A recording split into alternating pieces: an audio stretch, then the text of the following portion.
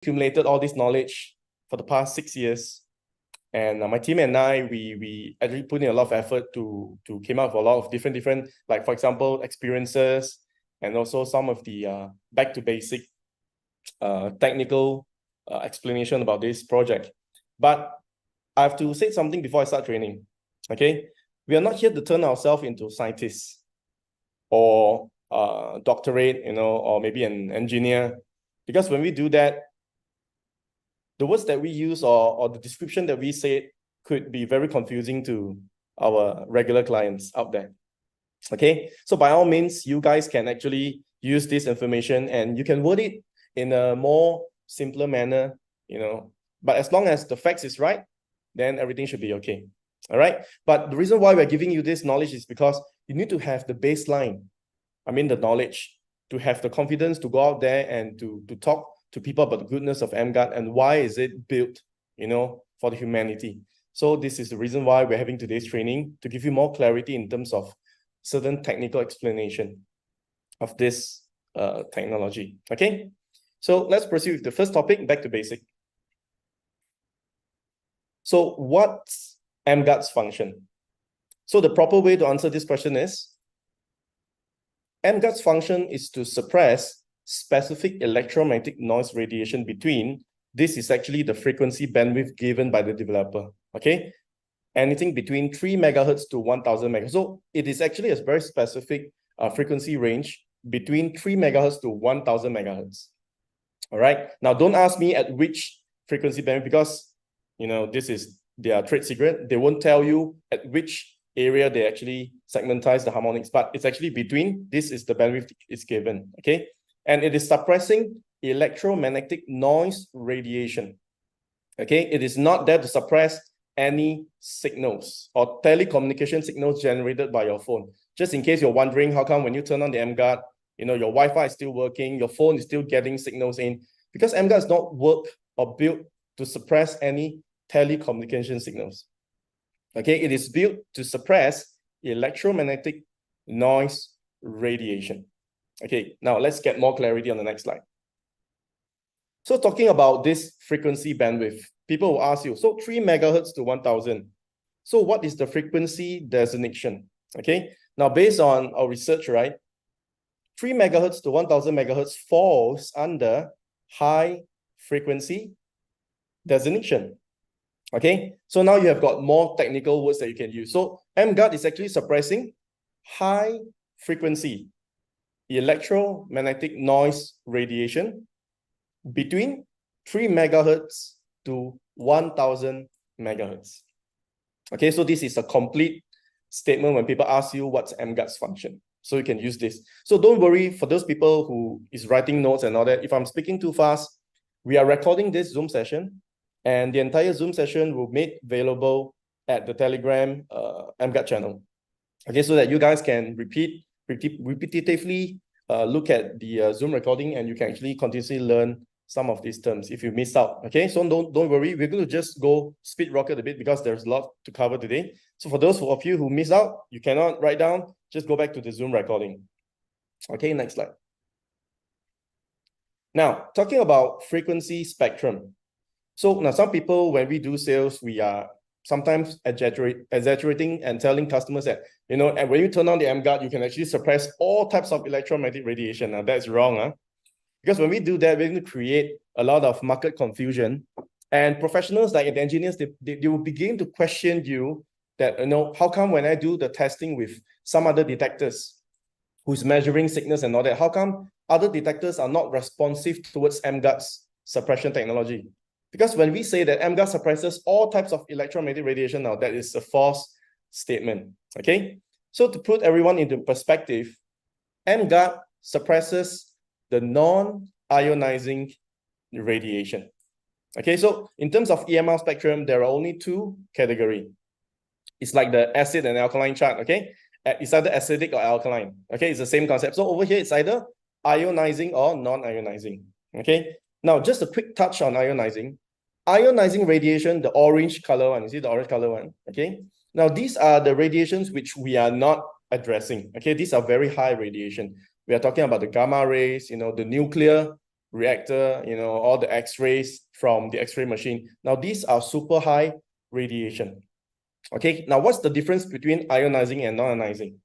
To put it in a very simple perspective, ionizing radiation will have sufficient energy to immediately, destroy or to manipulate or to do something, some changes to your biological cells. Meaning when you're exposed to this type of radiation, they can immediately affect your cells, biologically. So this is ionizing. Now for non-ionizing, the definition is they have insufficient energy or power to immediately react or do any changes to your biological cells. Okay, so one is with a lot of energy to alter your cells, another one is insufficient energy to do immediate alteration to your cells. Okay, however, based on research over time, when we constantly expose ourselves to non-ionizing radiation for a long period of time, it will do something eventually. Okay, so this is the difference between non-ionizing and ionizing. And emGuarde is actually addressing non-ionizing. Okay, now for frequency spectrum between 3 megahertz to 1000 megahertz, it actually falls between the radio and cell phone. If you look at these two arrows here, can you see the two arrows there? You can just point the closest to two arrows, the two red arrows. Okay, so it's actually fall under radio and cell phone column. Okay, so this is the emGuarde's effective range. So far, so good. All right. Now, to conclude the entire explanation, when people ask you, what is emGuarde's function? Okay, so emGuarde is built to suppress high-frequency electromagnetic noise radiation, okay, between 3 megahertz to 1000 megahertz. Okay, and this frequency bandwidth falls under the non-ionizing radiation spectrum. Okay, this is the full answer for the entire technical answer for this question. So far, so good. All right, if you guys are still with me, can I see a letter digit 8 in your chat group so that I can proceed with the next slide? Okay, thank you so much for all the responses. Let me drink some Kangen water. Okay, next.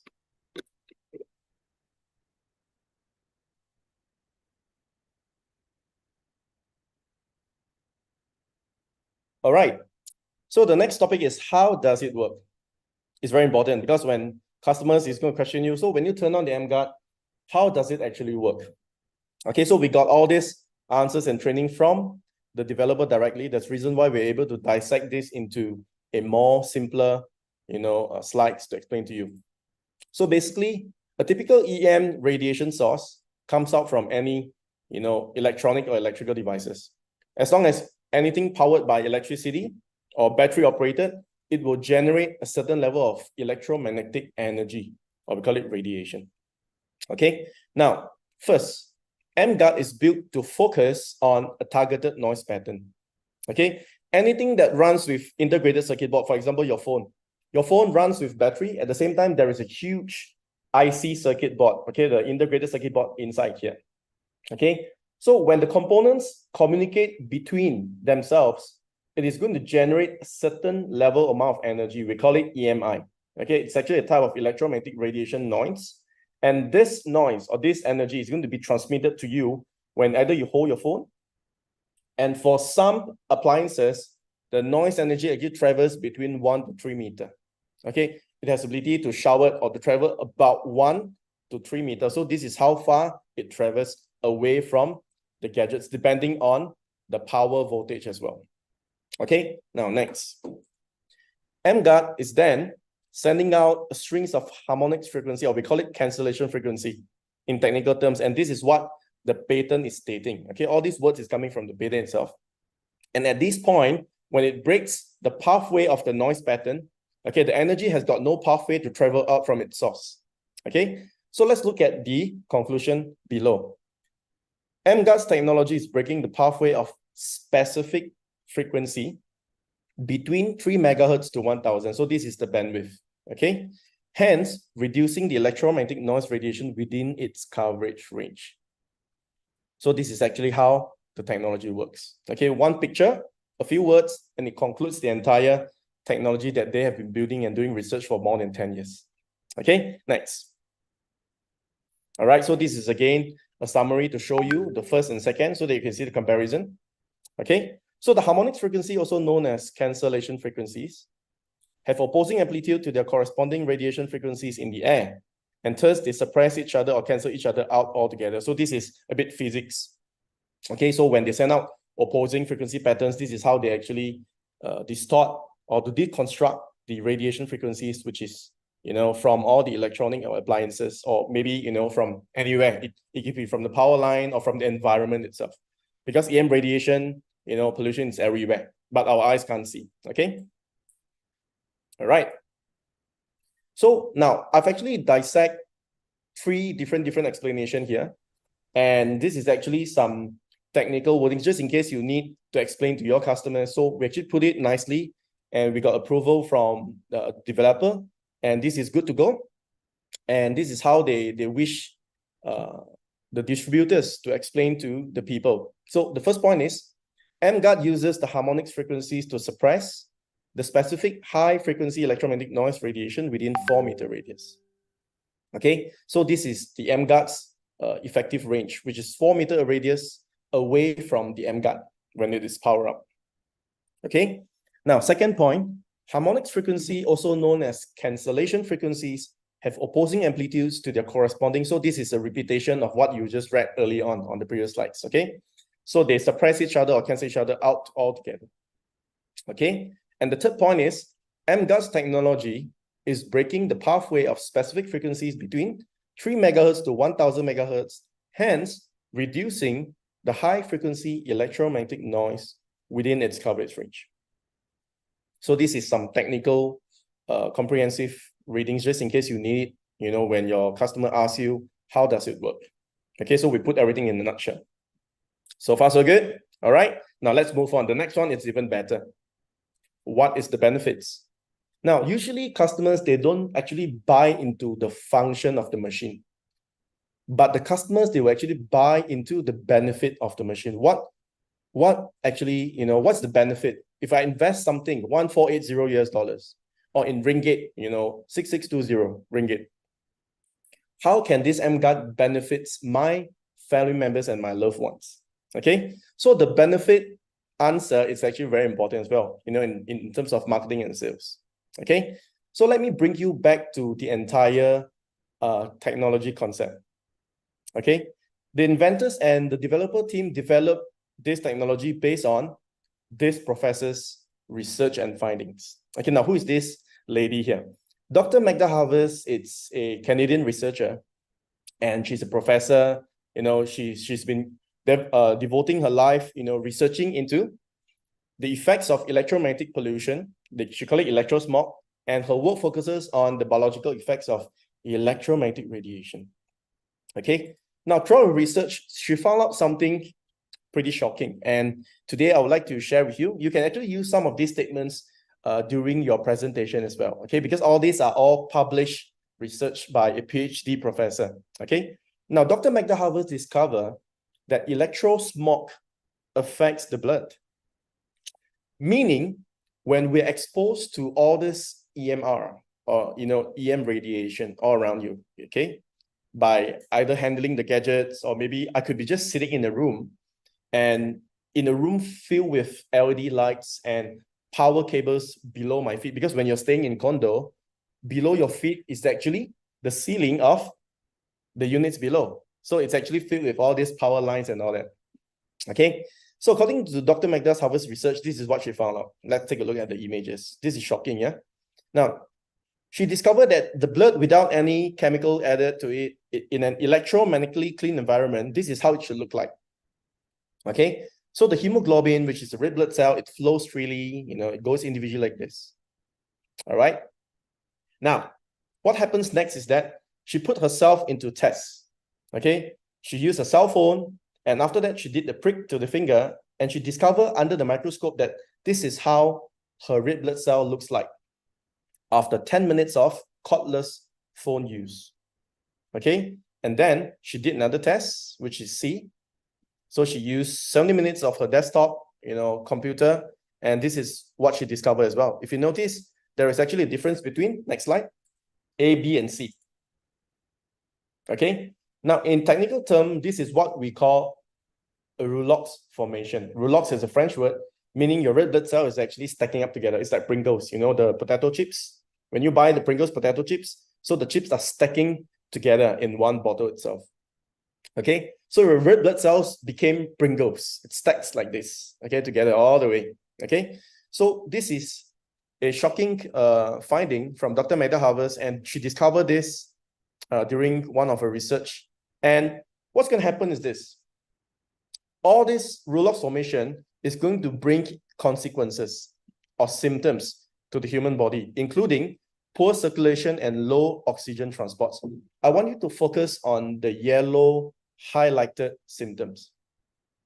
Low oxygen transport.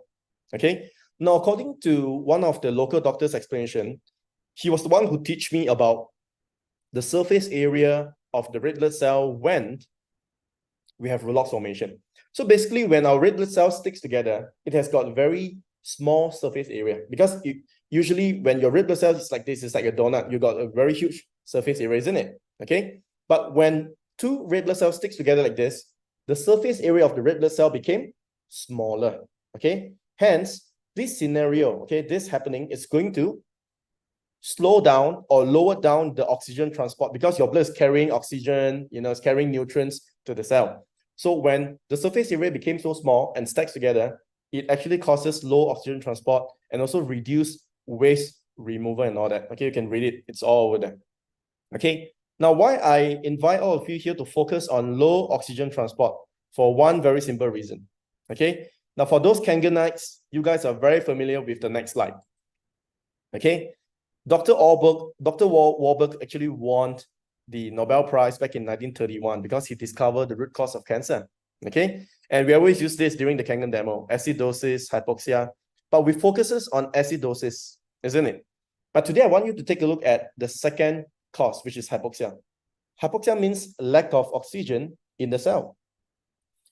Otto Warburg said that deprive a cell 35% of its oxygen for 48 hours, and it may become cancerous. Okay, so now I'm connecting the dots. Is it making sense now? Okay, when your blood goes into roulox formation, okay, it promotes low oxygen transports, hence leading to the depreciation of the oxygen in the cell, and eventually it might cause hypoxia as well in this scenario.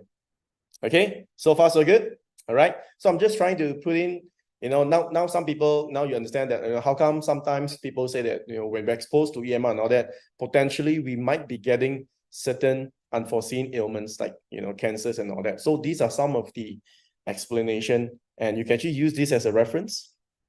Okay, so next. Now this next video, I'm going to just do a disclaimer. And I myself, I'm considered as someone who is really researching into all this EMR and all that for 6 years, because I've got some personal encounter with EMR. One of my family members, unfortunately, she actually didn't make it because some of the costs. But I'm not supposed to say it here because it's very sensitive topic. So I'm going to just skip what I'm about to say.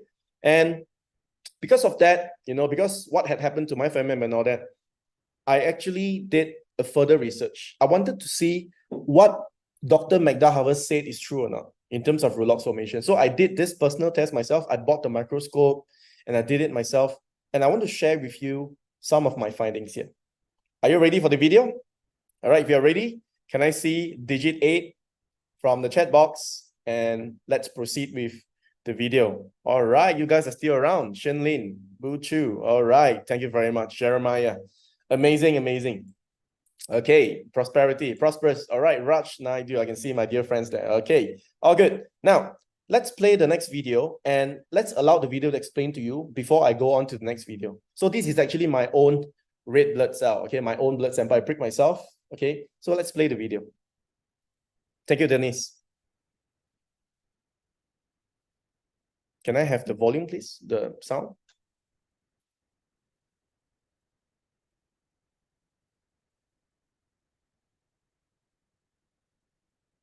Hold on, guys. I'm going to adjust the sound output setting. Right.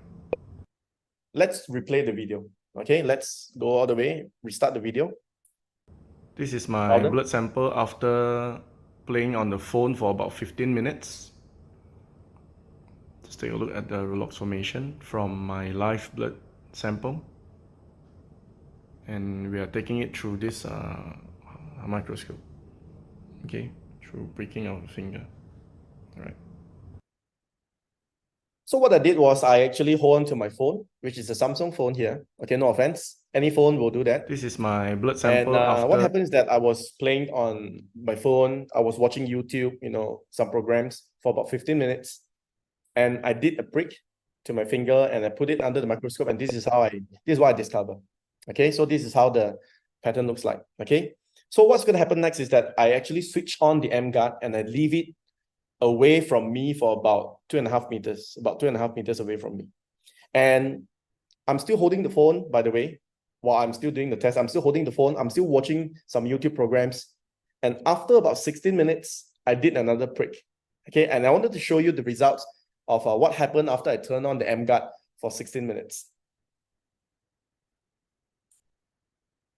After 15 minutes continuous playing on my handphone, and I turn on the emGuarde over here.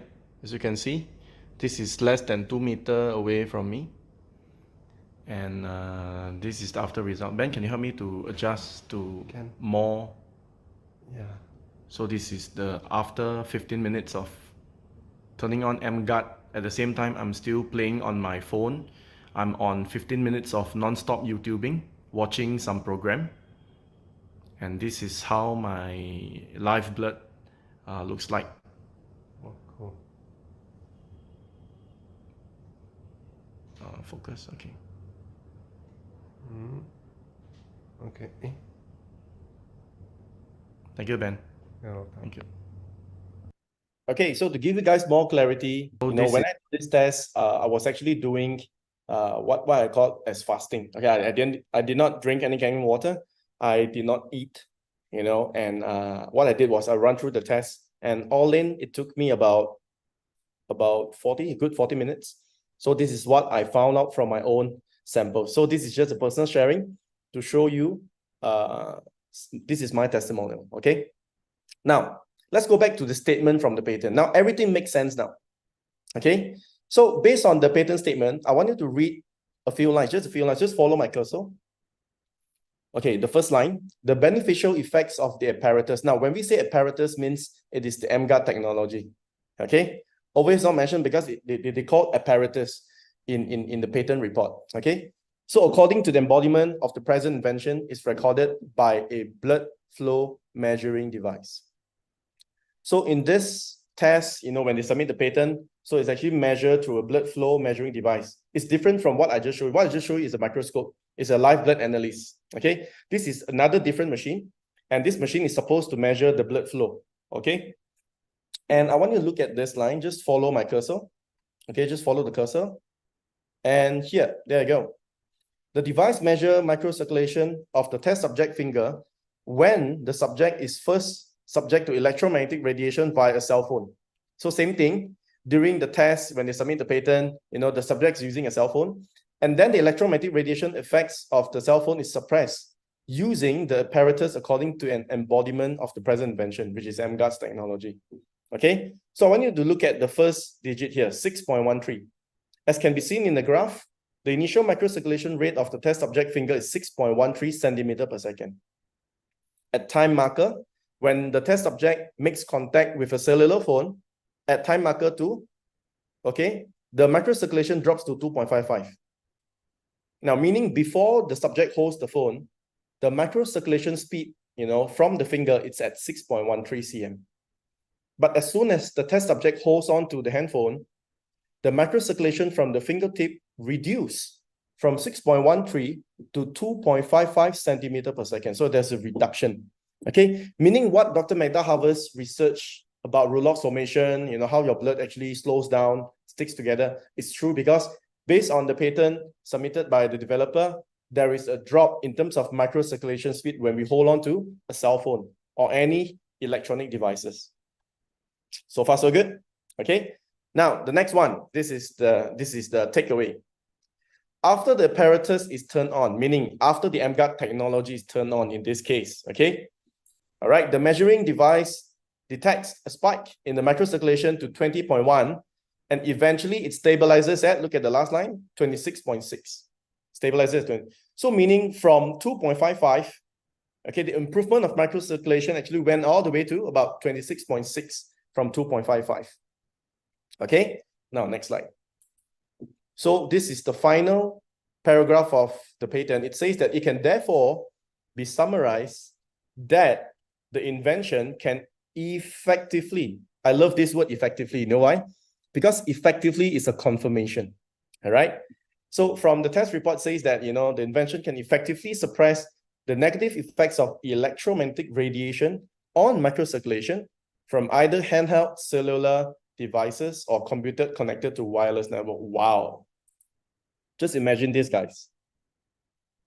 This is such a huge market because today, the people that we know left and right, we are holding all this. It's stated in the patent, cellular devices, computers. Who doesn't use handphones or computers? Almost everyone uses it, okay? And emGuarde can effectively suppress the negative effects of the EM radiation on microcirculation. So this statement itself, I think without any demonstration, you guys are able to sell the emGuarde already. Agree? Okay? With this statement itself, it is good enough for you to market this technology. Okay? Moreover, we have a demonstration to show. So on top of that, besides all these statements and all that, we still have more demonstrations to show. So I mean, selling emGuarde to us is actually a piece of cake. All right? It's so easy. It's so simple. It's straightforward. All right? Next. So now, to fortify this, okay, on the benefits besides the patent, besides what I did, you know, my personal research on my blood and all that. Now, there is a medical doctor in Taiwan. His name is Dr. Liu Renjie. Okay, he's a professional and he's ophthalmology. So what he did was he actually called out 10 of his subjects and he did a clinical trial on the emGuarde technology before and after turning off. And basically, Dr. Liu, he's an eye doctor. Okay, he treats people's eyes and all that. And he realized that, you know, today a lot of people, they are having this dry eye disease and all that, you know, due to poor microcirculation from the eyeball.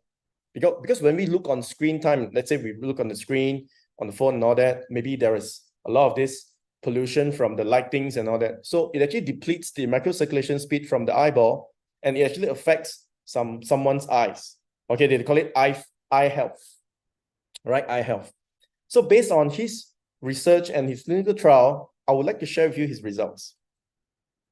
Okay, so he actually did 3 stages. Okay, let me dissect the report into 3 stages. Everything is in Mandarin, so we translated it back to English for this training purposes. Okay, comparison of 3 stages of artery hemodynamics measurement. Okay, the first stage. Now let me just give you a brief. Out of his 10 subjects, okay, the age group between the 10 subjects is between 19 years old all the way to 60, about 60 or late 50s. Okay, so out of the 10 subjects, different age group, okay, and if I'm not mistaken, there is 7 female and 3 male.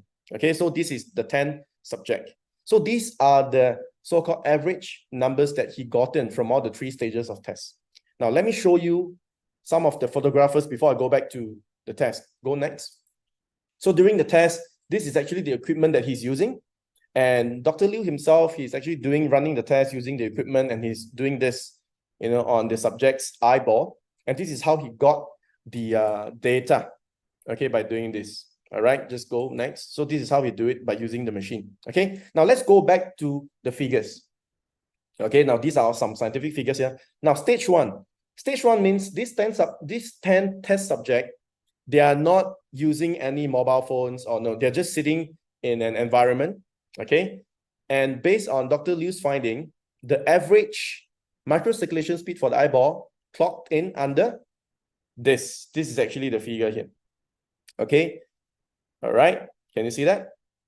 All right, 20.1 plus minus 9.83. So this is actually the average, you know? They call it peak systolic velocity. So it's actually a measurement. Okay. Now, stage 2, second stage.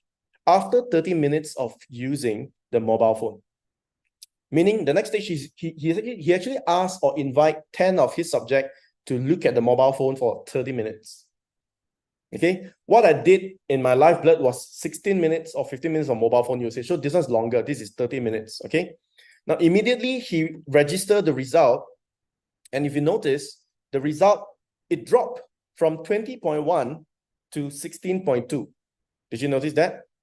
Okay, so the reading actually dropped. So the microcirculation speed out of the 10 subjects actually dropped from this figure. Okay, so this is about approximately about 30% drop. Okay, about 25, 30%. All right, now take a look at the next one. Third stage. When he turned on the elevate electromagnetic radiation below 1 G. So this is actually the emGuarde technology. So when he turned that on, he did another test on all the subjects and look at the PSV value. From 16.2, it shows up to 25.9 in average. And if you look at third stage and stage 1, did you notice that it is even better than first stage? 25.9 versus 20.1. Okay, now this is because during the first stage, there is already certain inferences of EMR in the environment itself. Okay, not necessary from the phone, but from the environment. That's the reason why the average reading is a bit lower. But when he turned on the environment harmonizer, so this is the third data that he gotten. So in this clinical trial, it is there to confirm that when we turn on the emGuarde technology, it actually helps to improve the microcirculation speed as well. And in this case, it's actually the eyeball's microcirculation speed. So far, so good? Okay, so this is one piece of amazing information here. And you can actually use this during your marketing initiatives, all right? Okay, well, I can see 888 there. Automatically, someone just put 888, all right? Prosperity. So these are some very powerful informations to be shared with you. Okay, now up to this point, usually what I'll do is I will give just a quick 3 to 5 minutes. Maybe let's do a 3 minutes water break. Okay, let's do a quick 3-minute water break. Just go and grab your Kangen water, go for a quick toilet break. And when we come back, we're going to return to the training and I've got more videos to show you. And trust me, it's going to get better and better. Okay, so let's pause for about 3 minutes to allow all of you here to get a quick water and toilet break. I'll see you in the next 3 minutes. So now it's 9:08 in Malaysia time. I'll be seeing you at 9:11 p.m. sharp. Thank you guys. See you soon. Okay. Now, for those people who came in late earlier on, if you miss out the announcement, I'm going to just repeat the announcement here. Okay. So for those people who purchased the detector back in October, Energic Malaysia is inviting me to make an announcement. And all of you here who purchased back in October, you can actually do your one-to-one exchange starting from 24th of November, which is this coming Friday. Okay. All right. And please take very important note that the Maxwell alkaline battery 9 volt is no longer compatible. Okay, so you cannot use alkaline battery anymore because this reworked version does not require such a powerful battery. So it's advisable to go back to standard heavy duty 9 volt battery. It is sufficient for the detector to do the demonstration. Just go back to regular battery like Energizer, GP Green Cell, or Maxwell regular 9V battery. Okay, all good. Now, next slide. So an important note for the distributors to understand that this is actually a instruction from the supplier, and they're asking you to, when you install the battery, please make sure that you don't do it reverse. Okay, don't just go reverse and accidentally you touch, because this might, do some damages to the detector. So please remember, when you install the battery, just make sure that you have to put it to the right connector. Okay, minus to minus, positive to positive. Okay, so what happens if you use the alkaline battery is that because the alkaline battery is so strong, and if let's say you use the alkaline battery, it is okay. But if let's say you accidentally reverse the polarity, you put minus to minus, positive to positive, let's say you reverse, plus to minus, minus to plus. So it might damage or cause damages to the integrated circuit board of the detector. Okay, so that's the reason why we are not supposed to use alkaline battery for the new reworked version. Okay, so far so good? All right. For the 9100, you can just go back to a regular battery. Regular battery works fine for 9100. Okay, now, next. Okay, in this topic, basically, we are here to address 3 of the frequently asked questions. Actually, we got more than 3. We have about 15 accumulated FAQs, and we have actually uploaded it on the emGuarde's website. So just in case you wanted to know more answers, you can visit, emGuarde.com. And on the emGuarde website, you go all the way to the bottom of the website. We have got 15 different FAQ questions with answers, and you can actually go there for some common questions and also the answers. Okay, but in this training, I'm going to do 3 questions which is out of the picture, and it is related to the detector and some questions asked, by the prospects during your marketing initiatives. Okay, the first question. Now, to us, this question is very important because now when we can handle or let's say we can explain these questions correctly, then we can actually so-called counter most of the objections in the market. Okay, so please pay attention on the following 3 questions. And a picture paint 1,000 words, I actually put it down in a very nice manner, using a video format so that you guys can repetitively take a look at the explanation video. And with that, it's going to help you to understand better and also to get the answers correctly to your prospects as well. Now, first question, why do we suggest using the detector, either 9100 or 9300, instead of other detectors in the market? So this is one of the most challenging questions in our 6 years of experience, because people don't understand how come when we do the demonstration, how come we are not using the other cheaper detectors out there. Some detectors are only selling for 60 ringgit, some going for 200 ringgit. It is because these detectors out there, they are built to measure either the electric field or magnetic field intensity from the power line or the signal strength from the antenna. Okay, and 9100 is a very different detector. It's measuring high frequency electromagnetic noise, and it converts it into a microwatt reading, which is a power density reading for radiation. Okay, so let's take a look at this video, and this video will explain to you the different detectors out there and how come 9100 is different from the other detectors.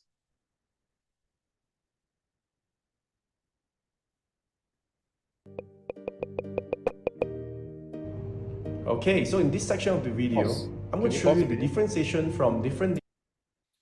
Guys, how's the volume level? Should I increase the volume or decrease? Can I see some comments from the chat box? Should I increase the volume or decrease the volume? Perfect volume. Okay, good. Let's play the video. Increase. Some said increase. Just increase a little. Okay. Let's play the video. Different detector available in the market, and why some of these detectors you should avoid it while you're using it to do the emGuarde demo. Now, cheaper detectors like this, it says electromagnetic radiation detector, but when you hook this emitter on, you can't even detect the radiation from a phone screen. So this doesn't work because this detector is only used to measure very low frequency radiation from the power socket. Okay, now another type of detector available in the market, electromagnetic field tester. Now this detector, we found out that this detector is only good at reading the signal coming in from the 4G or the Wi-Fi. Let me show you what I mean. Let me activate the meter here, and I want to put this meter below the iPhone. Okay, now as soon as I call up a program from the iPhone, for example, I'm going to turn on the YouTube channel. There you go. So now the detector is actually responding to the data received from the YouTube itself. Now, as soon as I turn this phone into the airplane mode, so I'm going to terminate the Wi-Fi and also the mobile data. Okay, so immediately when I turn it to the airplane mode, as you can see, you no longer receive any response from this detector. Okay, now however, as soon as I switch off the airplane mode and the data is back, the detector began to respond again to the signal from the phone. Now, why I strongly recommended RD9100 is because now even if I turn the phone into the airplane mode, means there is no data, there is no Wi-Fi, the RD has ability to pick up the radiation from the phone itself, and now it's averaging at about 1,400 microwatts to about 1,500 microwatts. Okay, so in other words, RD9100 is not picking up any signal. Instead, RD9100 is actually picking up the power density radiation coming from the battery okay, operated in the phone itself. Now, let me show you another detector in the market. This detector is what we bought from the USA and it's called the cell sensor. And supposedly this detector is able to pick up radiation from the cell phone, okay? But now, as soon as I hook up this meter, as you can see, okay, let me just put the meter on the table. Now, the phone is on airplane mode. As you can see, it's also picking up reading from the screen itself. Okay.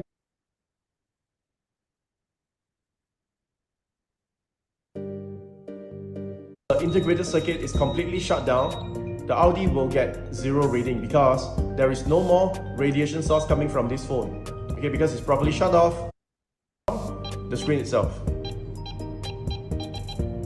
Okay, now, but the thing is, we found that this detector is actually picking up and responding or reacting towards the metal part of the phone.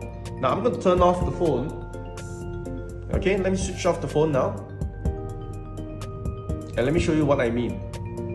Now, as soon as the phone is switched off, if I use the regular RD, once the integrated circuit is completely shut down, the RD will get 0 reading because there is no more radiation source coming from this phone. Okay, because it's properly shut off and there is no power in the circuit itself. So everything goes back to 0. Okay, there you go. Alright, now, but for this detector itself, although the phone's already been shut off, you can still pick up reading from the phone itself. Now, the reason being is because detectors like this, they're actually picking up and sensing the metal parts from the handphone. For example, now in this handphone cover, there is one metal piece over here. As long as I put this into the metal, the detector is reacting against the metal but not the radiation. Okay? Alright.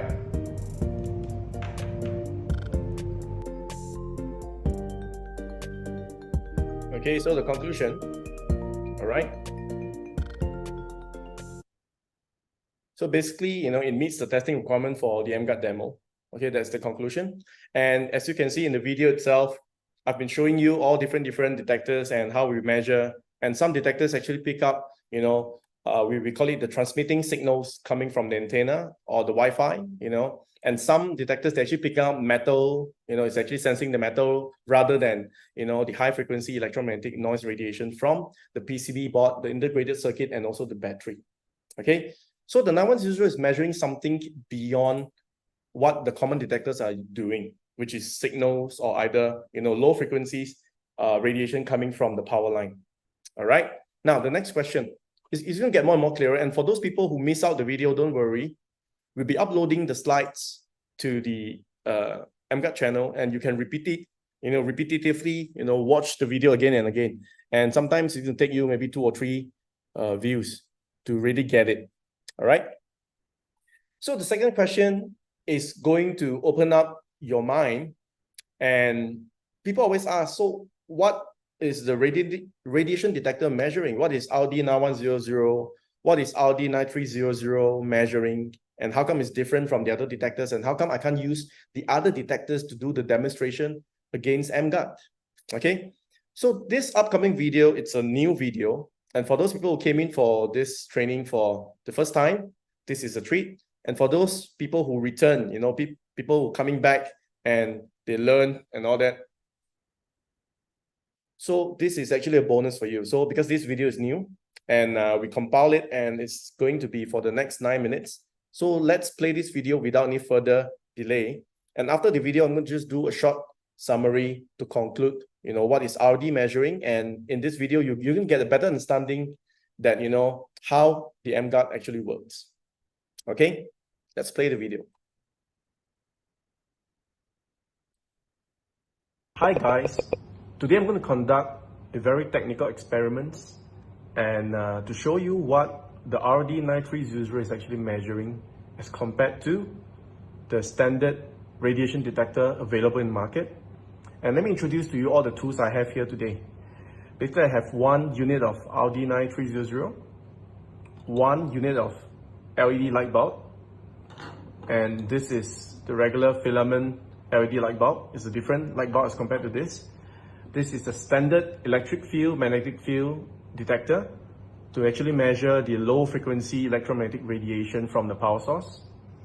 And this is a standard power socket, adjustable. And we have the emGuarde here by Magic, okay?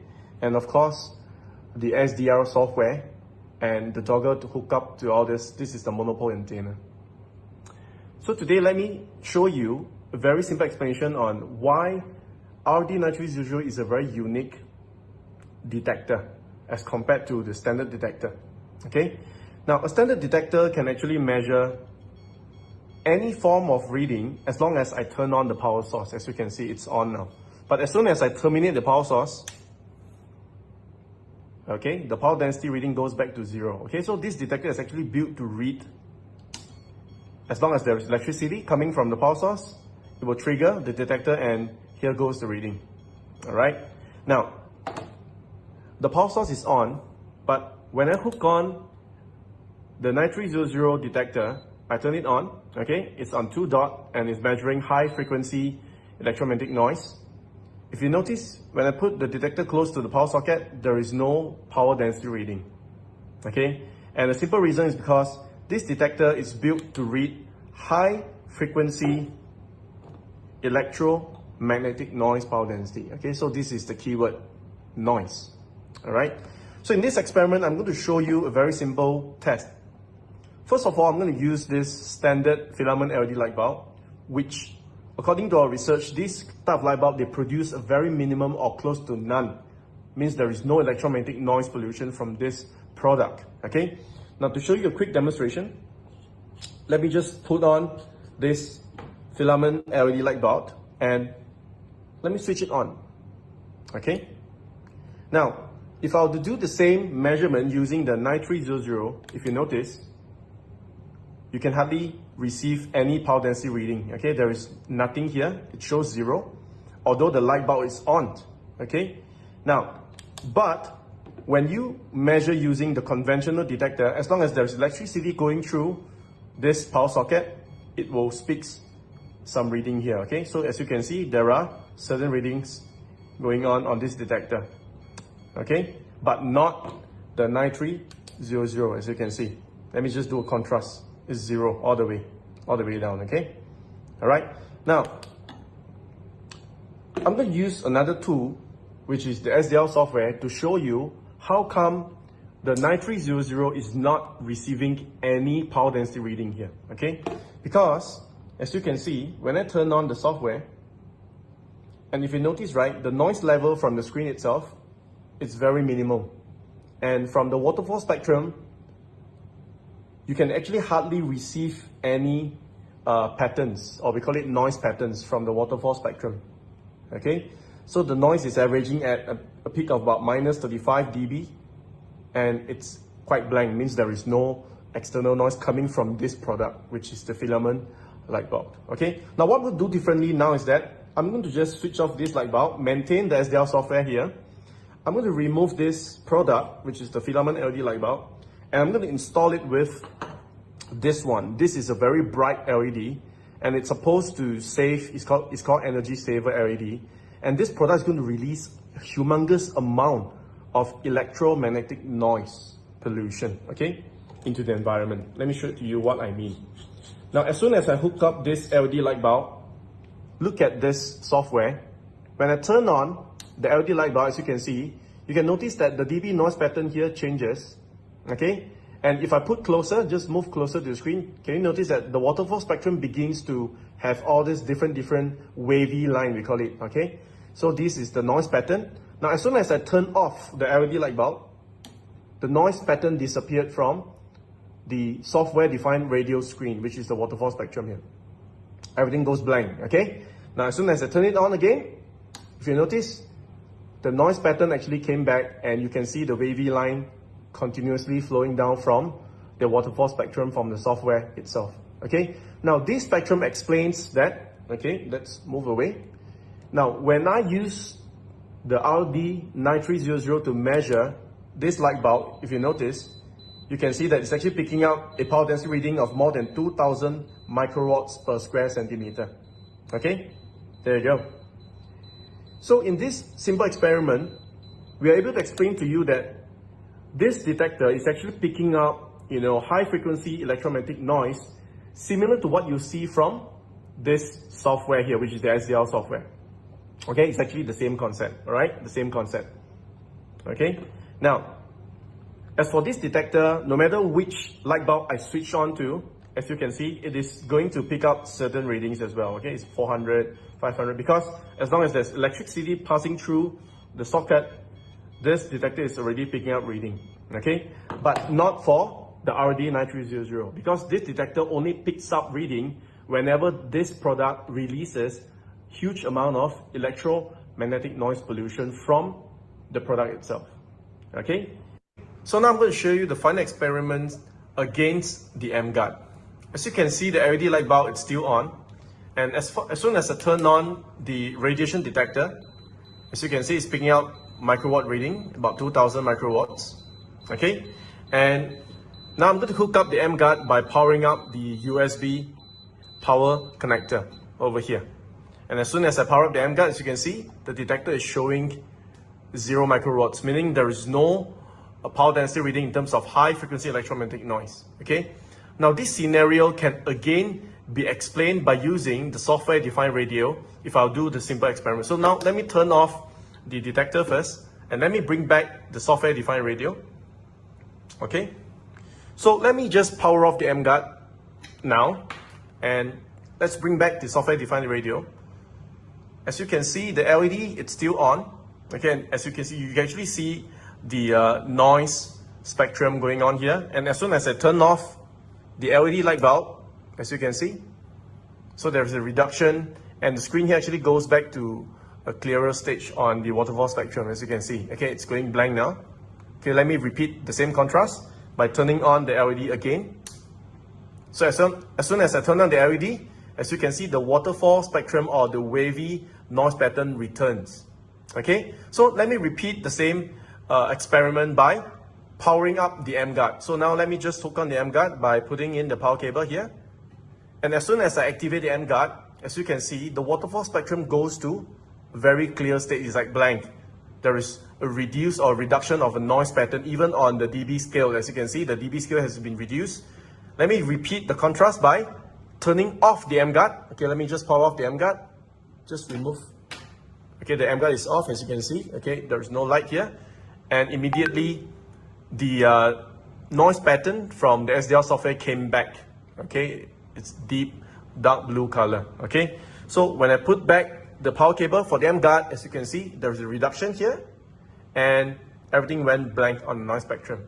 Okay, so to conclude this video, to give you a simple explanation, whenever we turn on the emGuarde and the detector is registering 0 reading, okay, it's actually representing that because emGuarde is able to reduce high frequency electromagnetic noise as shown from the SDL dogger, okay, and this is what helps the detection method to achieve ground zero whenever we turn on the emGuarde during the demonstration. Okay, so that's the conclusion of this technical experiment. Thanks for watching the video.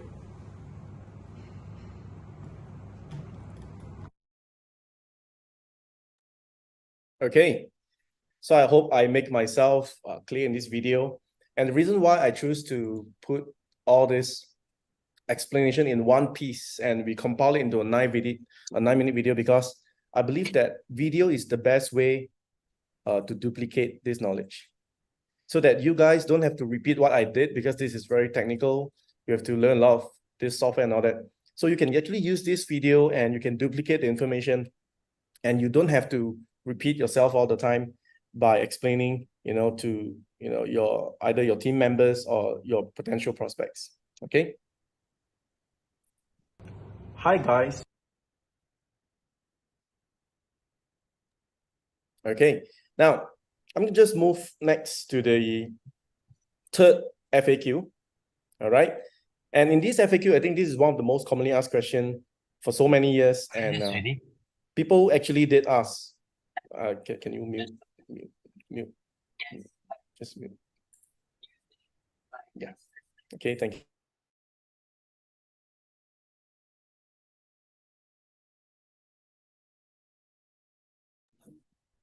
Okay. Can you hear me? Sorry for some technical hiccups. I think just now I got muted. Okay. If you can hear me loud and clear, can I see digit 8 from the chat box before I proceed? Thank you so much. All right. Amazing. All right, cool. So now the third FAQ is why emGuarde harmonizes frequencies of 1 gigahertz and below. Now, the reason why I deem this question as very important in your emGuarde journey is because now today, a lot of telecommunication signals, they're operating way above 1 gig. For instance, we're talking about your Wi-Fi routers. Okay, Wi-Fi routers, they work between 2.4 to 5 gigahertz. So this is their data transmitting bandwidth. Okay, now talking about your 5G network. Okay, 5G, it's even way beyond that. It's talking about 20 over gigahertz all the way to about 60 gigahertz of frequencies. Okay, so a lot of gadgets, they're operating at so much higher frequency bandwidth, but how come emGuarde only focuses on harmonizing specific frequencies below 1 gigahertz? Okay, so next, this is the main reason. So the answer is very simple. Now, documentation beats conversation. I love what Daniel DiMacali used to say. Okay, documentation beats conversation. So today, it's all about documentation, nothing from me. It's not from my knowledge. It's all from the documents that I'm about to show you. Okay, now the first document I'm going to show you, this is coming from the FCC, which stands for Federal Communication Commission. It's a government body in US. And in this body, they actually regulate all these different, EMR exposure, what is the maximum permissible exposure limits, from the gadgets and all that, okay? And we got this from a bulletin, and this bulletin itself, the title, it's called Guideline for Human Exposure to Radio Frequency Electromagnetic Fields, okay? So in one of the pages from this bulletin, I just want you to focus on the highlighted paragraph here, and it says that the new FCC exposure limits are also based on data showing that human body absorbs radio frequency energy at some frequencies more efficiently than others. Okay, meaning our human body actually absorbs the RF radio frequency energy at some frequencies, not all. Okay, so just remember these are not all frequencies, because if let's say we absorb a lot of energies from all types of frequencies, means we should be dead by now. You know why? Because every day we'll be bombarded with all these different frequencies everywhere. Okay, all the way from 1 hertz all the way to thousands and billions of hertz out there. Okay, so we'll be dead by now.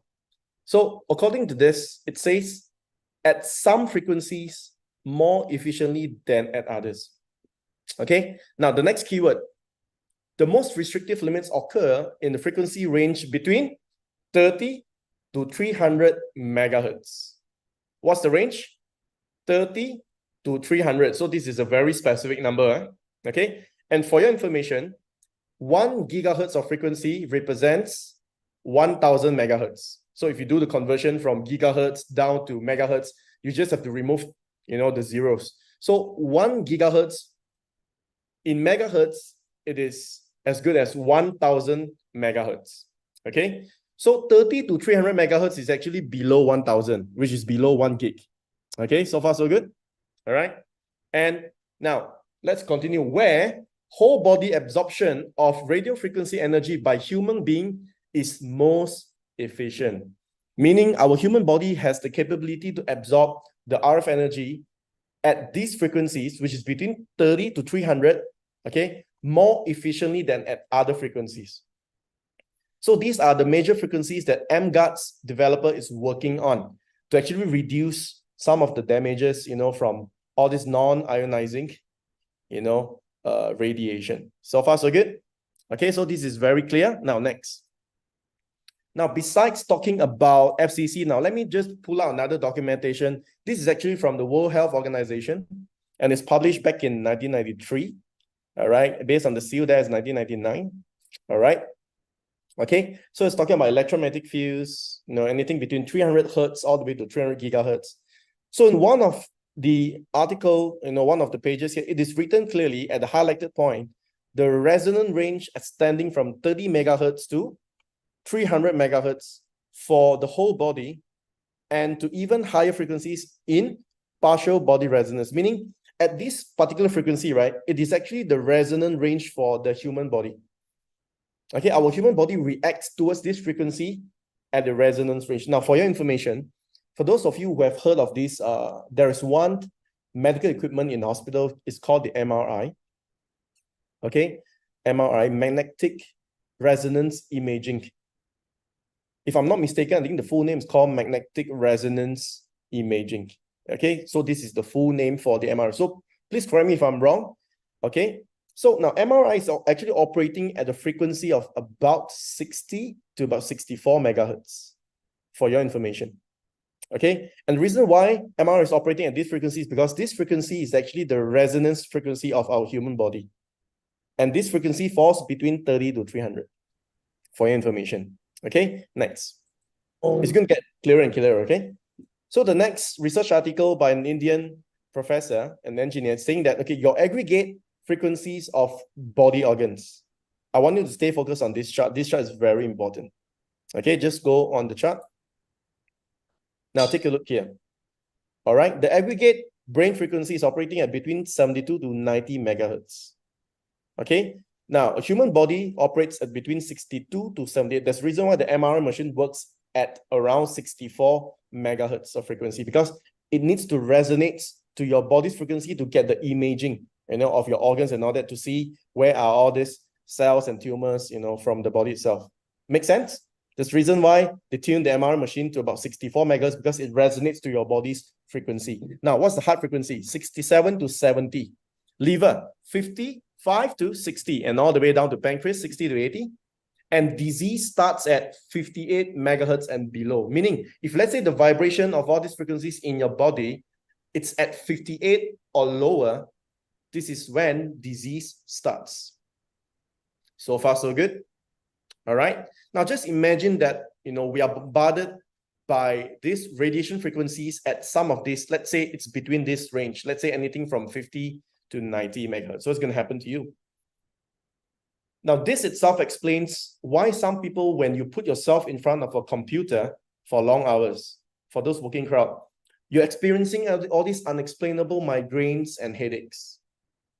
Some people, when you drive a long journey, from, let's say, from KL to Singapore, I think our friend Bernard Chan used to do that, all the way from Singapore, all the way to Cameron Highlands, all this long hour driving and all that, you begin to develop chronic fatigue. You have this unexplainable fatigue, when you're doing this long hour drive, because when you use the detector and when you detect your moving vehicle, when you start the engine, you're going to surprise yourself.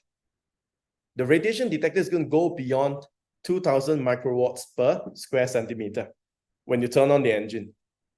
Okay, now going back to this body organ frequencies, now it makes sense why FCC is stating that, between 30 to 300 megahertz, it is the most restrictive limits, meaning it's dangerous. It's considered as dangerous, okay? Because 30 to 300 falls between your human body organs aggregate frequencies. If you notice, so all these 72, 90, and all this fits between 30 and 300. Okay, so this is why you're getting all these symptoms whenever you're bombarded by all these radiations within these frequencies. Okay, next. So in this simple science teacher video, it's going to explain to you that, when you're bombarded with the same frequency, for example, let's say your brain is operating at 72, and let's say there is a 72 megahertz frequency, and let's say this energy is coming to you, you're actually resonating with this frequency, and this is how you got certain symptoms, like fatigue and headache and all that, okay? So in this simple tuning fork test, it's going to show you that when these two tuning forks tune to the same frequency, it is going to affect each other even without touching it. It's just airborne, okay? Let's play the video.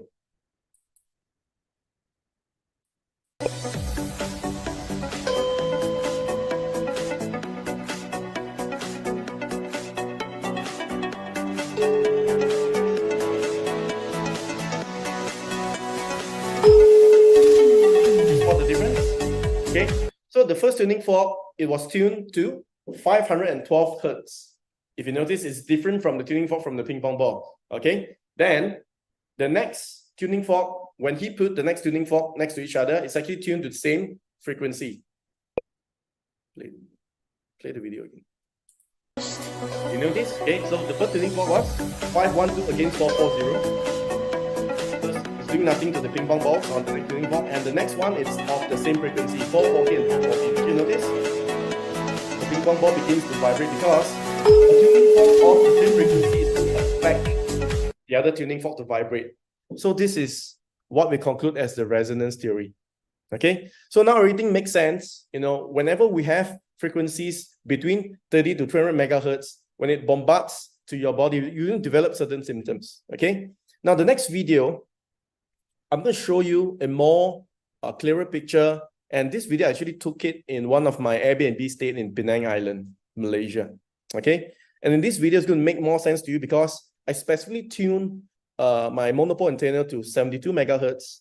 And the reason why I do the test is because when I turn on the LED lights above me in the kitchen area, I was preparing my food.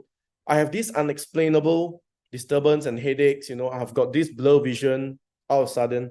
And I suspect that there could be certain frequencies that is going through and it's going to affect, you know, my brain activities and all that. So I learned from that slide saying that 72 megahertz is actually our brain frequency. And what I did was I actually did it, you know, I going back to 72. And let's take a look at the video, and it's self-explanatory and everything will make clear to you after the end of the video. Let's play the video. Guys, this is something pretty shocking. We rented this Airbnb and I started to experience this unexplainable headache whenever I go near to the kitchen and prepare the food.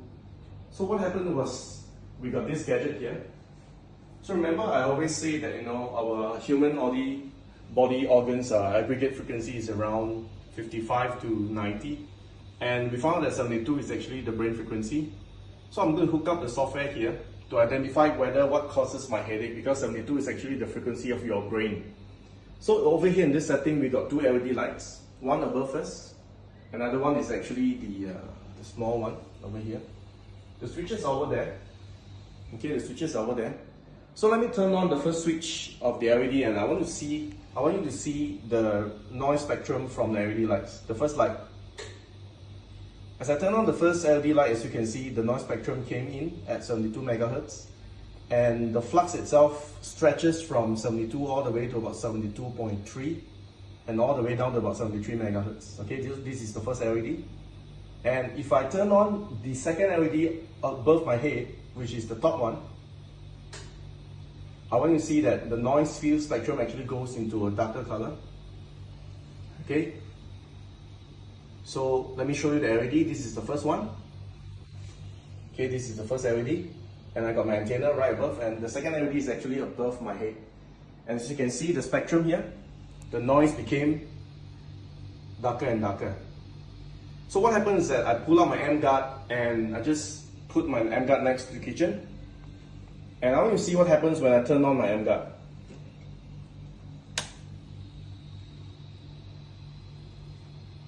After I took on my emGuarde, and immediately the headache just went away. Alright, so what happens when I turn off my emGuarde again? I'll just want you to see the contrast. Switch off the emGuarde again.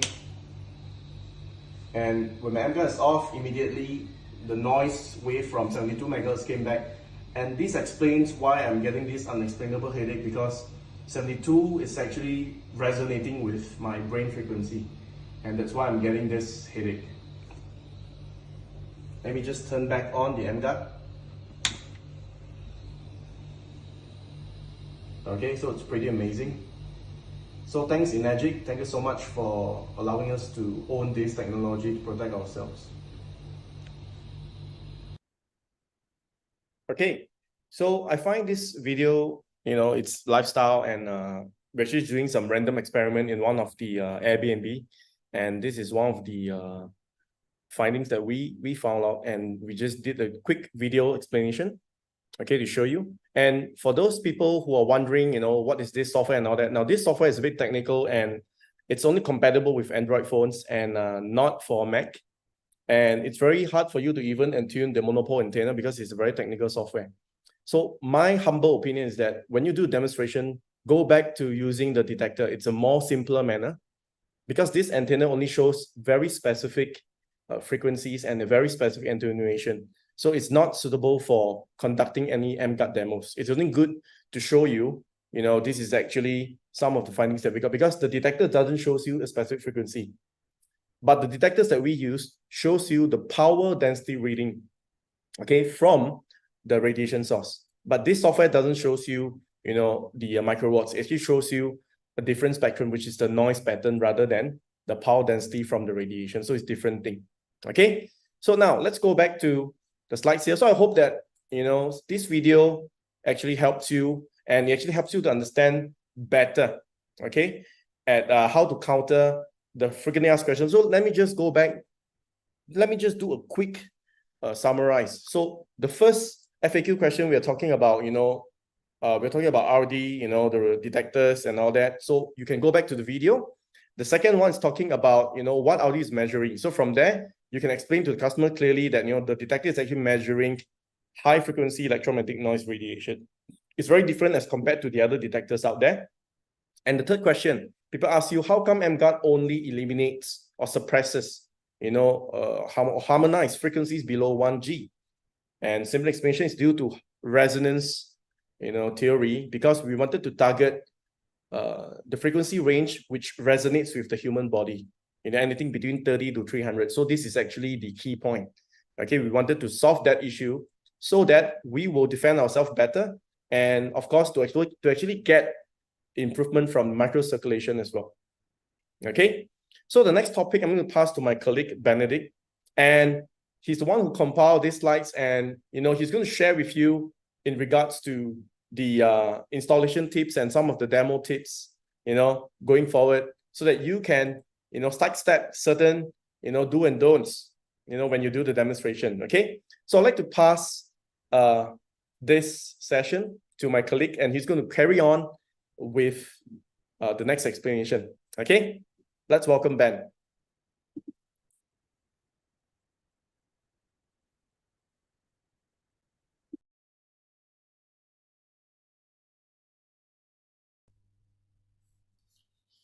Hi guys, can you guys see me hear me? Okay. Just reply some message in the chat room, in the meeting chat. Okay. My name is Ben and I'm David's colleague. So today I will carry on the installation experience, sharing some installation experience on some technical terms. Okay. So the beginning in the first question is the installation guide. Some of the client that bought about this emGuarde, right? They try to install it to the extension socket, meaning that why we choose a single power socket, right? Is meaning that some of the electronic gadgets, right? It may have different ampere and current, so it may affect the emGuarde's coverage. So Some say we can't see you. you cannot see me. Hold on. Guys, can you see Ben from the screen? Can you see Ben's face? Hold on. Cannot. Yes. Okay, good. All right. Can. Okay. All right. Carry on. Okay. No, some said no. Okay. Are you guys seeing the slides? Can you see the share Yes, screen? yes. The presentation slides? Okay. Now we saw Ben now. Okay, cool. Ben, maybe you just move over. Okay. Use my. No. I just turned on. Oh, you still okay? Cool. Because just now I forgot to Right. spotlight. Okay. Okay, guys. Okay, let me continue. Hello. Let me continue my explanation just now about explaining the power source. Why it is so important that because some of our cases, right, they actually seeing that some of the cases that we install the emGuarde in the extension power socket, some of the range might become shorter. Is because that the current is not stable on the case. So some of the extension socket, the quality, their brands is maybe got some variance of the current supply. So the best is that we will try to choose single power socket for optimize the emGuarde's coverage. So meaning that to avoid, if let's say your house is really don't have enough socket, like my house, I also using a power extension, but the other socket that I was used is the minimum current, like maybe phone charging or some minor support lah, will not affect. If let's say you plug in with a hair dryer or a vacuum cleaner, so it may be high voltage, right? It may drug the efficacy of the emGuarde. Okay, this is the first tips that you need to take note. Okay, so the second one, right, we have to avoid some power source is due to the adapter, because emGuarde will not provide any source that USB, but we got the recommendation for the USB type of, normally it will comes with 5V, meaning 5 volt with 2 ampere to 6 ampere. Some may get from the previous one, we can see maybe 1 ampere. Okay, that is not compatible for emGuarde usage. You must search above 2 to 6 ampere within the USB. You can see the first image, right? It actually got multiple, meaning that you can see the 9V, the 12V, and the 5V. So equals that this is called multiple power output adapter. So we must always choose the second one, meaning that you can see the cursor on the output of 5V, 2 ampere. Okay, so that this is the recommend. You don't see other many number of output got 12V and 9V. That is the select the correct adapter. Okay, so next is the another things that even though that some of the adapter nowadays got Type-C output and USB, right? So got multiple USB. We don't want to put that much, because that if let's say you choose a single one, if let's say you accidentally plug in another USB cable, maybe affect the current pulling from the will affect the emGuarde's coverage also. Okay, this is the best way, that you choose single output of the USB and the single voltage. So this is all that we had mentioned in our website. So if let's say you can see, go back to the website, it will show everything is clear there. And this PPT, right, this presentation slide will be uploaded to our emGuarde library presentation after, maybe tomorrow you can find out on there, so you can have a look on that. Okay, the fourth one, 3D, is that a lot of people that they think that our Type-C cable, right, is same to their phone Android same Type-C cable. So it is not. Actually, our emGuarde original cable, right, is more longer. You can see on the right cursor there is more longer, and this is normal handphone Type-C or some of the electronic gadgets, right? They may they may actually got Type-C connector also. So you must take note, don't accidentally use the wrong one. Maybe your emGuarde will not light up the indication light. Okay, so until here, I want to ask about, sorry.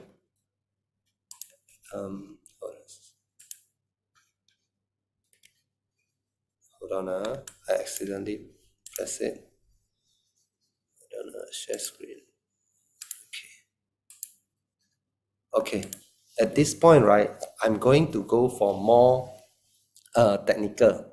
This is because that the electrostatic, right, some of the people, they don't understand why this actually electrostatic will affect to emGuarde. So I give you a few example.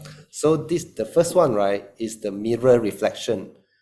If let's say the emGuarde is now putting in the table, okay, installing in the table, maybe the behind of the mirror may not be covered, is due to some reflection material of the glasses mirror. Okay, so the second one is the aluminum or metal. It will affect emGuarde's range as well.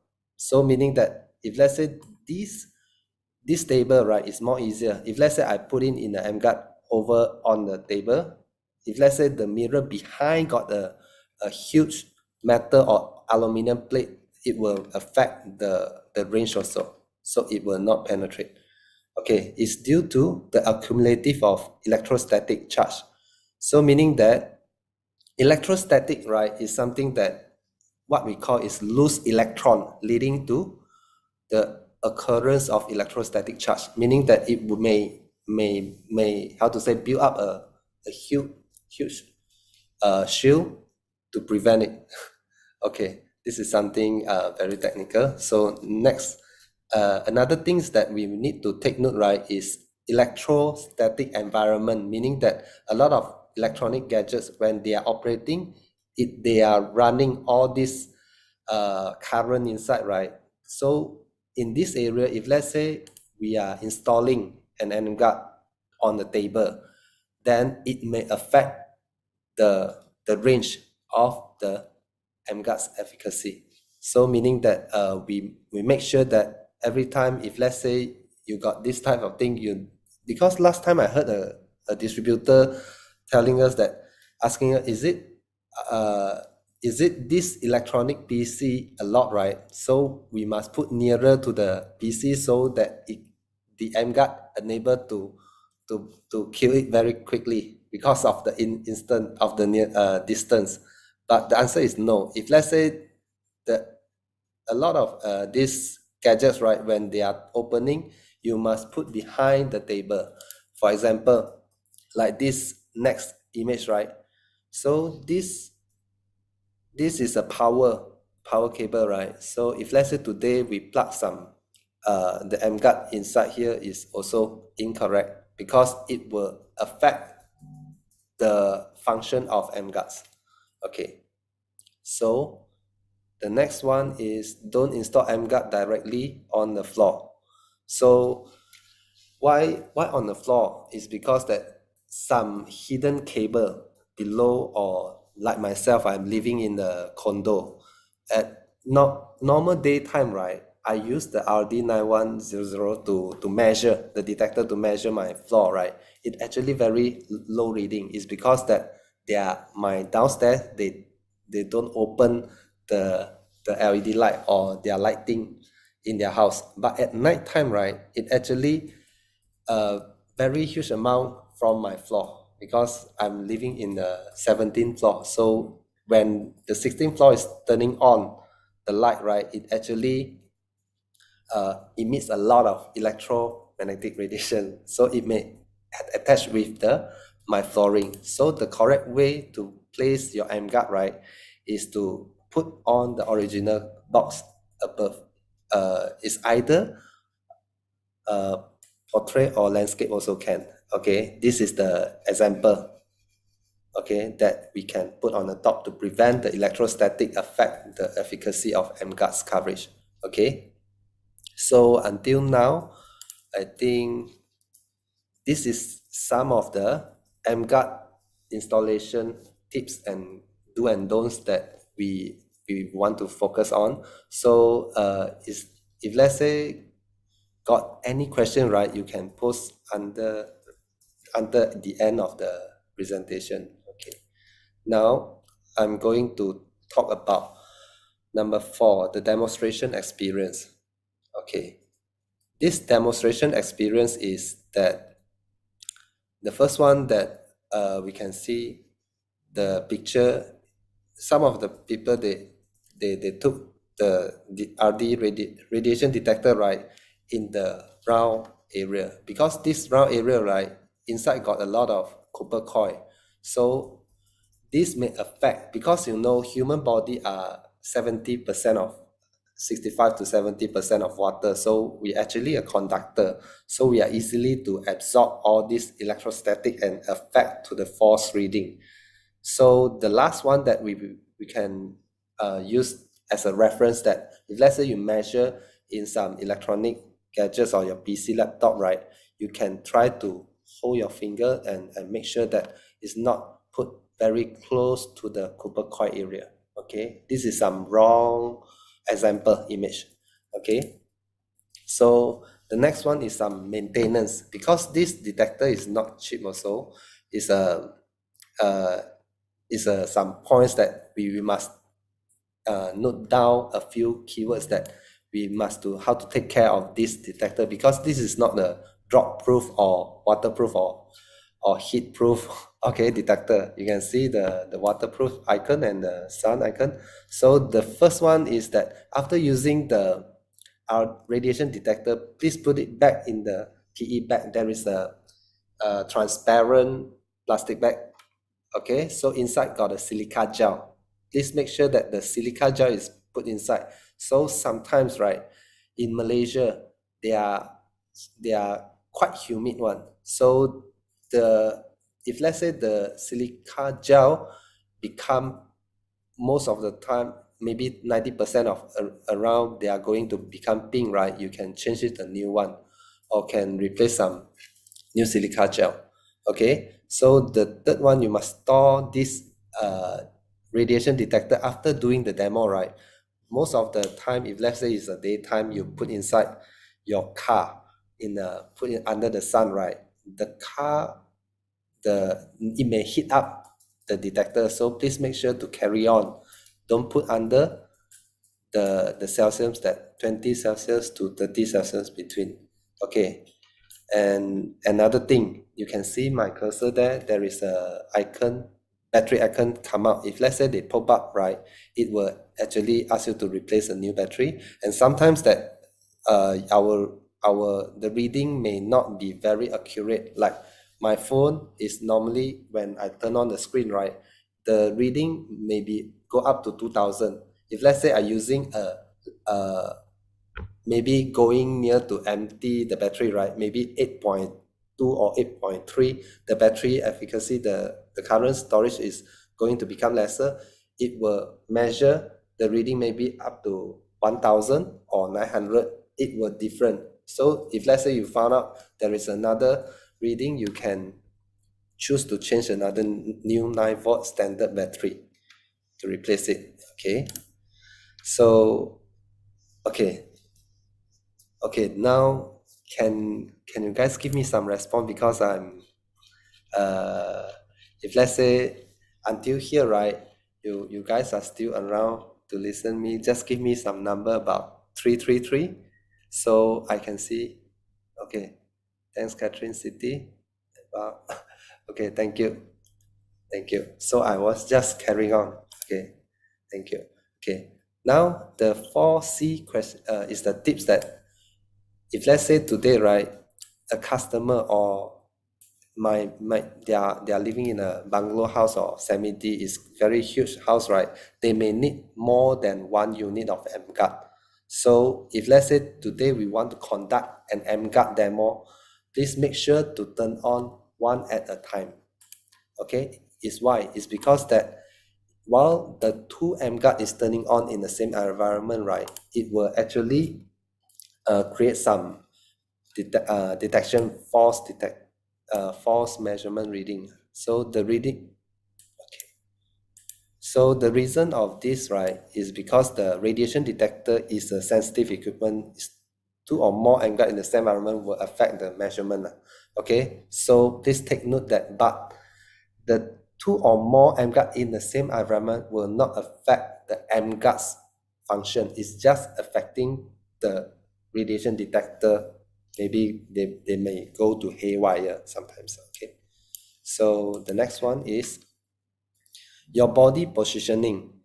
A lot of people, right, they because do you guys know that before that, I don't know whether you guys got heard about one thing called grounding.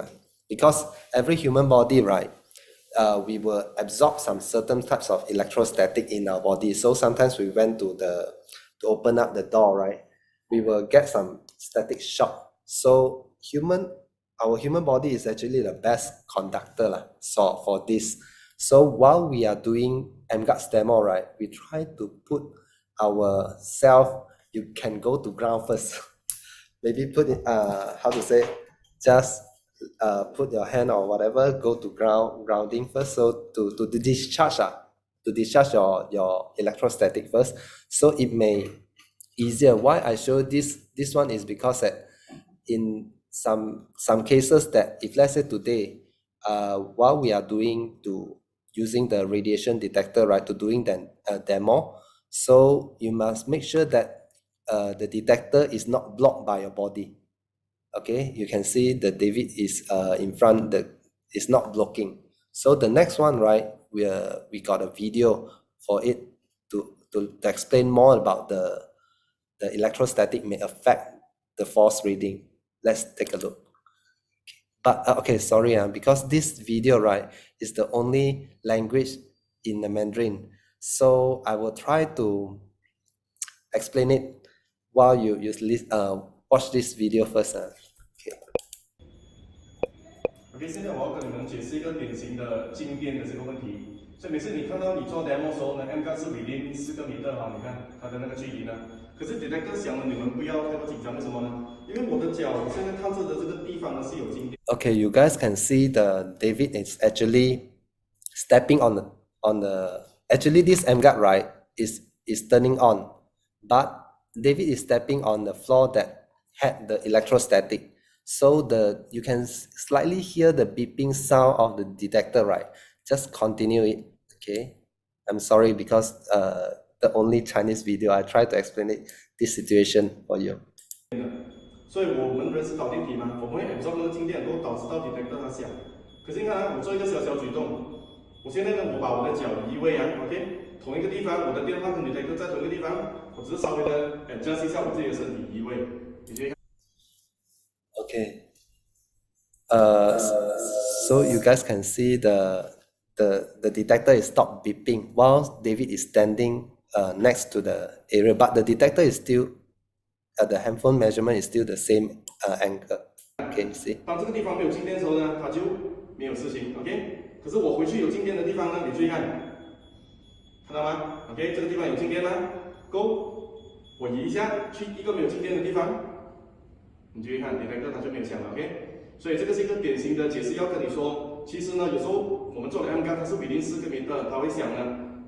emGuarde 其实是有功能，只是有可能那个地板上面有静电，它会导致到 detector 它一下子会读到那个静电的 reading，OK， 好。Yeah, okay. This video, right, just now David was stepping on the place that got high electrostatic place that we cannot see. But while human body is a conductor, right? So you can see we can able to absorb the electrostatic and go through to the detector to get the force reading. So let's don't worry, because even though this range, right, we can see, even sometimes we mention to customer that emGuarde is unable to cover up to 4 meters radius, right?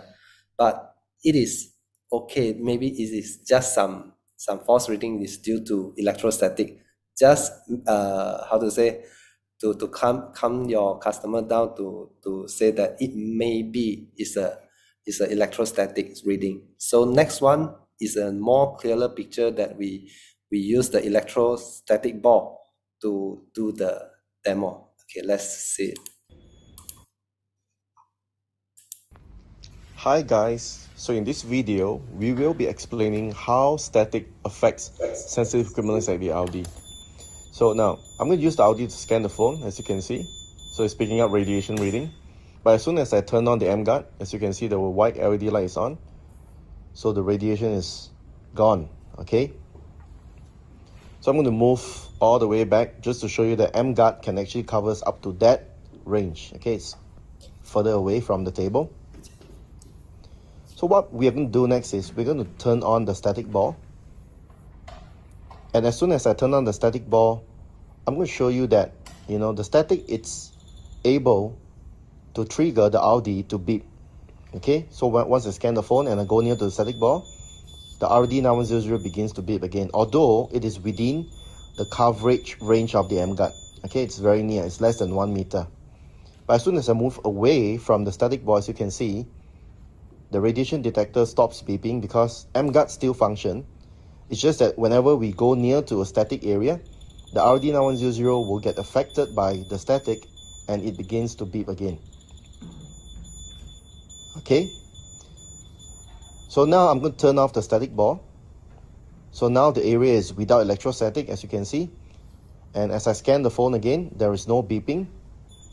So during your demonstration, don't get panicked. Whenever there is a beeping sound here and there, it is actually due to electrostatic, but your emGuarde is still working fine.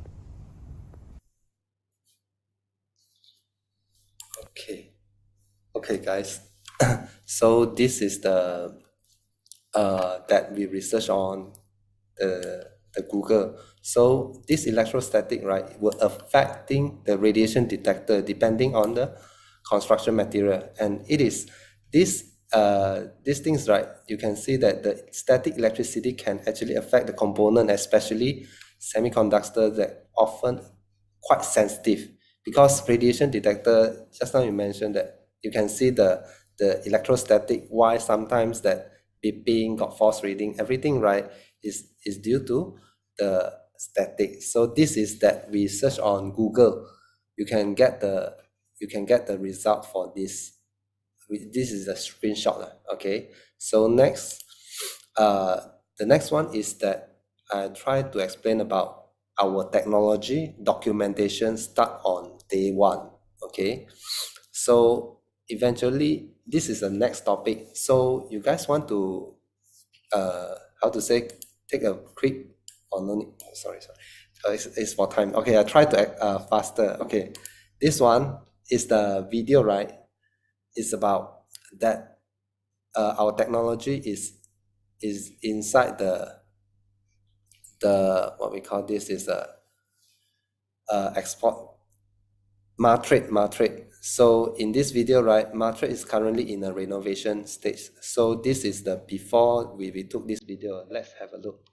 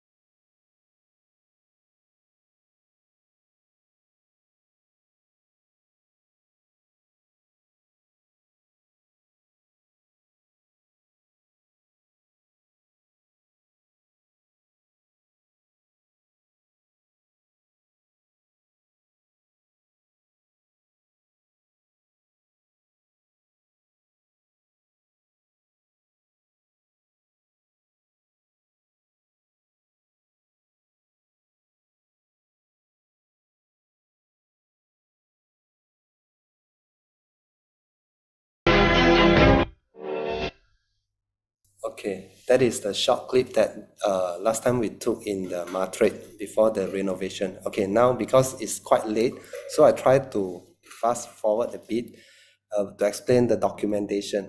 MGuarde's technology documentation. At the beginning time, right, there is the first reward that we won in 2010 is the ITEX, is for that time is only suitable for computer radiation reducer. That time is about 13 years ago. It's quite, I still remember the PC is quite huge, the monitor that time. Okay, so that time, right, already had won the award for reducing the computer radiation. Okay, so the second one is that my IPO, Intellectual Property Corporation of Malaysia, my IPO 2012, we own the we own a patent, okay, from Malaysia.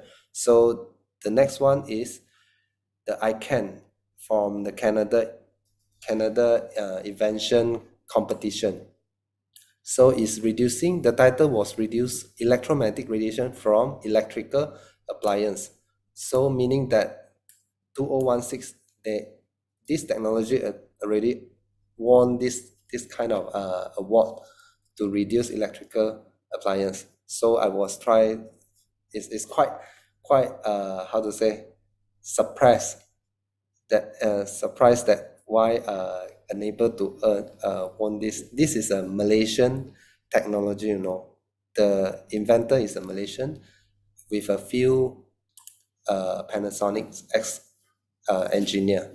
They invented this technology back in 2010. Okay, So the next one, the improvement of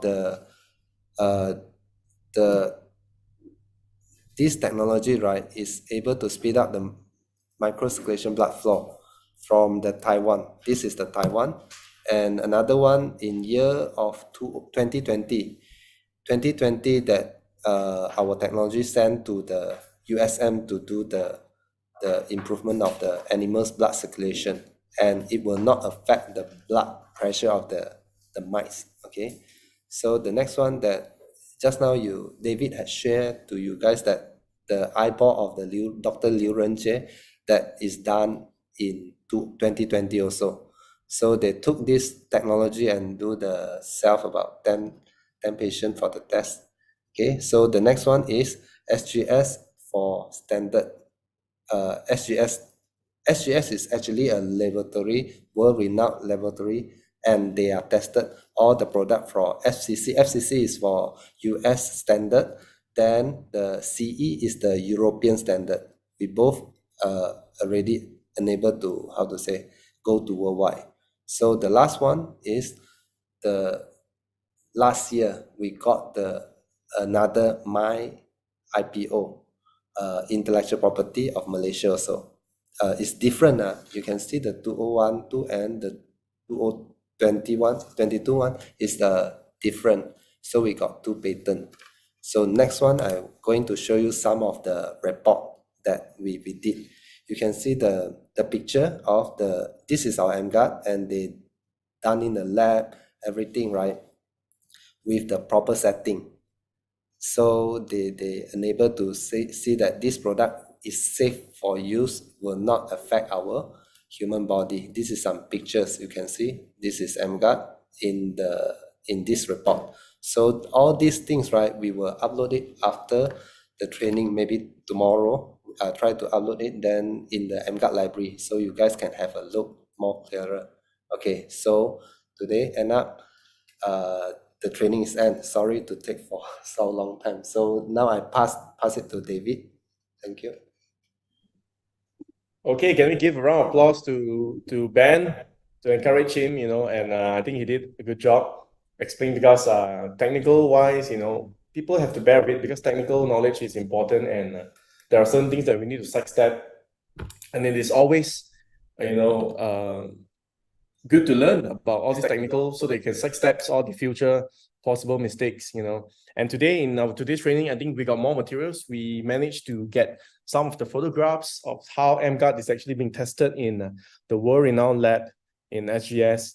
And I think just now there is one leader asking about how come emGuarde is not obtaining this serum for local market and all that. So a simple answer to all of you is that, Serum, it's a Malaysian-based testing laboratory company. And basically, it's actually testing a lot of all these so-called electrical appliances or devices, because we actually need it. We need serum before the product is launched to the market. Okay, but if you notice, right, for emGuarde itself, it doesn't come with an adapter. There's no adapter. When you open up the box, emGuarde only comes with the emGuarde, which is the machine itself, and a USB-C, cable. Okay. So usually serum certified means you have to have this so-called adapter. It's like the Kangen machine. Kangen machine comes with a 3-pin adapter.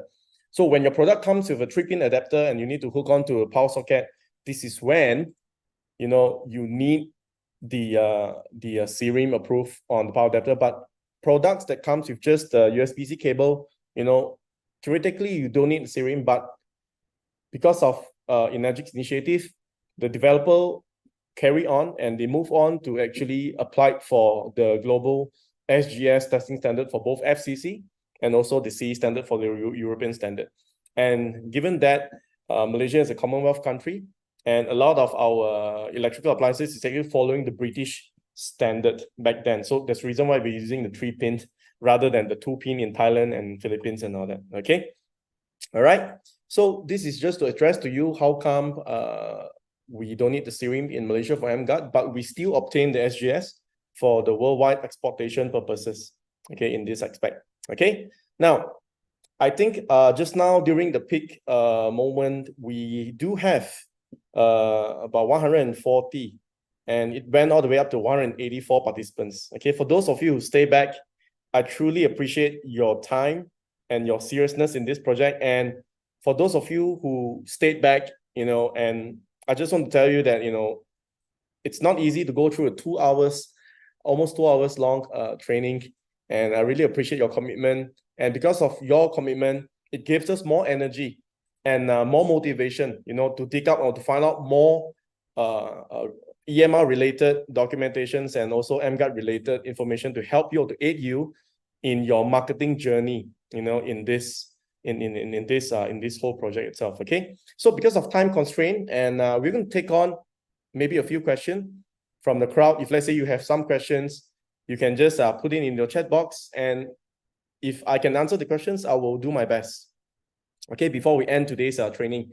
And for those people who missed out certain part of training, please be reminded that this whole training is recorded, and we will upload this recording into the emGuarde official channel so that everyone can actually watch the training over and over again and repeat, tentatively learn about some of these materials that we got from the training. Okay, so welcome to all the people who stand. Okay, let's take a look at some of the chat box. You're welcome, guys. You're welcome. Now, we might not be able to take all questions due to time reasons. And there you go. Let's take a look at what's available now, Malaysia. Okay. Any particular important questions that we need to? Okay. I think we've answered most of the questions. Hi, David. Okay, there you go. David, can you hear me? I'm Hemant here.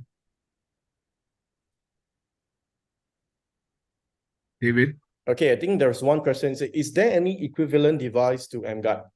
Now, based on our knowledge currently, talking about competitors, we have a lot of similar concept products in the market, meaning a lot of products, they are claiming that they can actually help with radiation, but they are actually of a different technical theory. Okay, a lot of products out there, they have different functions, and some of them, they're actually helping your body to defend the radiation. And some products, they're actually reflecting the radiation and all that. So to my knowledge, up to date, I believe that emGuarde currently, it's the only technology in the market who has the ability to reduce high frequency electromagnetic noise radiation with a given 4-meter radius, meaning you don't have to even touch the product. The product works airborne, So at the distance, it has the ability to actually suppress that energy. So by far, I think this is unique. And for information, emGuarde is a patented product. And we obtained both patents back in 2012. The first patent is actually, the patent title for 2012 is an apparatus, okay, for electromagnetic radiation suppression. So the first patent, the developer obtained it back in 2012, which is 11 years ago, okay? And the newest patent, which is last year, they obtained it. It's actually an apparatus for effectively suppressing or help improve the microcirculation after or through the suppression of radiation. Okay, so that's the second patent they obtained. So this product's got 2 patents, and one is in 2012, another one is in 2022. Okay.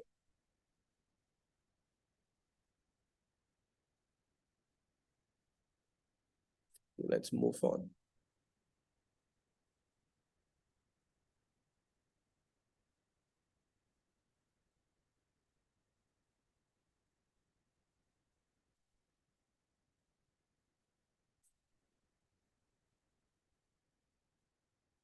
How about PowerPoint presentation? Okay, we'll be uploading the PowerPoint as well, don't worry. Okay. All right.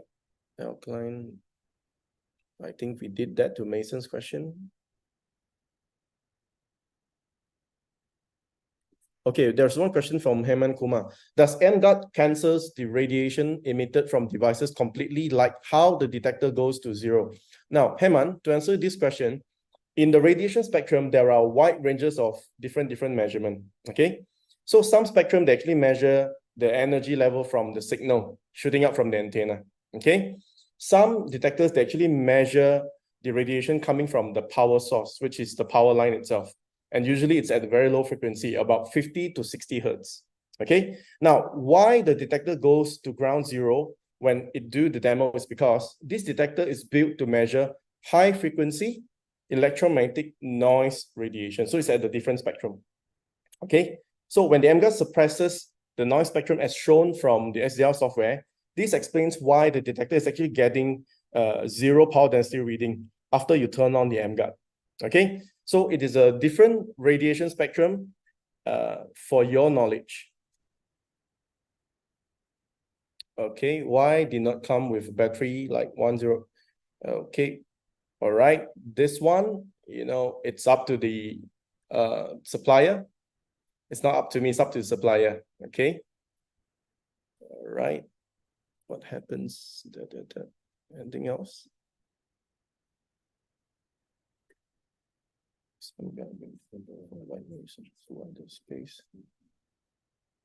There's a product name, okay, by Simon Yo, claiming the same feature as emGuarde related. Okay, for your information, this question, okay, there's a product name SafeLink and own SafeLink for 5 years. Okay, now SafeLink is actually the previous model name for the same technology before Energic took over the technology. So before, okay, if you notice, right, the patent came out back in 2012. So between 2012 to date, you know, the developer has actually developed another product by the name of SafeLink, okay, and it is actually the same technology as what you are looking at now today.